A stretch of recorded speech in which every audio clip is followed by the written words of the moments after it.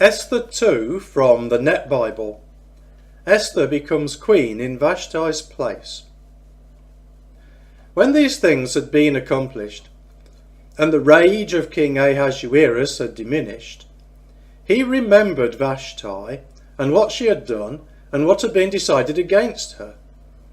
The king's servants who attended him said, "Let a search be conducted in the king's behalf for attractive young women, and let the king appoint officers throughout all the provinces of his kingdom to gather all the attractive young women to Susa the citadel, to the harem, under the authority of Hegai, the king's eunuch who oversees the women, and let him provide whatever cosmetics they desire. Let the young woman whom the king finds most attractive become queen in place of Vashti." This seemed like a good idea to the king, so he acted accordingly. Now there happened to be a Jewish man in Susa the citadel whose name was Mordecai. He was the son of Jair, the son of Shimei, the son of Kish, a Benjamite, who had been taken into exile from Jerusalem with the captives who had been carried into exile with Jeconiah, king of Judah, who Nebuchadnezzar, king of Babylon, had taken into exile. Now, he was acting as the guardian of Hadassah, that is, Esther, the daughter of his uncle, for neither her father nor her mother was alive. This young woman was very attractive and had a beautiful figure. When her father and mother died, Mordecai had raised her as if she were his own daughter. It so happened that when the king's edict and his law became known, many young women were taken to Susa the citadel to be placed under the authority of Hegai. Esther also was taken to the royal palace to be under the authority of Hegai, who was overseeing the women.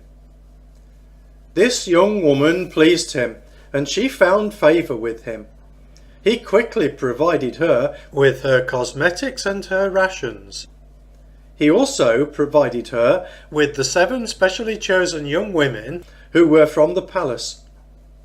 He then transferred her and her young women to the best quarters in the harem. Now Esther had not disclosed her people or her lineage, for Mordecai had instructed her not to do so.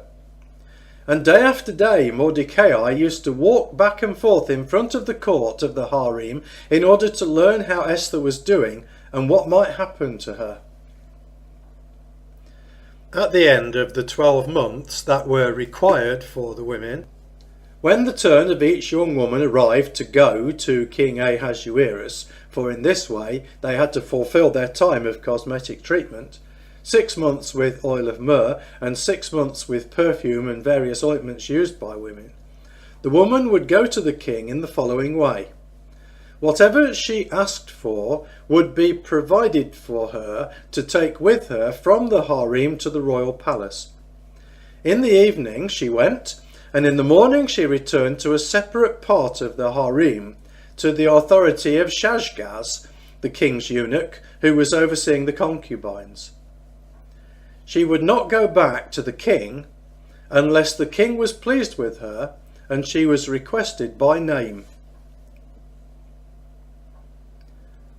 When it became the turn of Esther, daughter of Abihail, the uncle of Mordecai, who had raised her as if she were his own daughter, to go to the king, she did not request anything except what Hegai, the king's eunuch, who was overseer of the women, had recommended. Yet Esther met with the approval of all who saw her.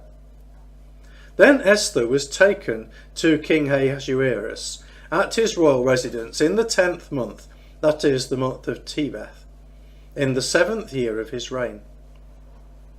And the king loved Esther more than all the other women, and she met with his loving approval more than all the other young women. So he placed the royal high turban on her head and appointed her queen in place of Vashti. Then the king prepared a large banquet for all his officials and his servants. It was actually Esther's banquet. He also set aside a holiday for the provinces, and he provided for offerings at the king's expense. Mordecai learns of a plot against the king.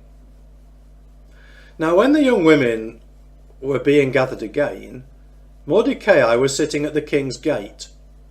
Esther was still not divulging her lineage or her people, just as Mordecai had instructed her. Esther continued to do whatever Mordecai said, just as she had done when he was raising her. In those days, while Mordecai was sitting at the king's gate, Bigthan and Teresh, two of the king's eunuchs who protected the entrance, became angry and plotted to assassinate King Ahasuerus.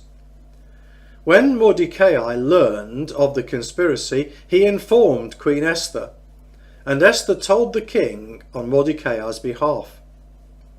The king then had the matter investigated, and finding it to be so, had the two conspirators hanged on a gallows.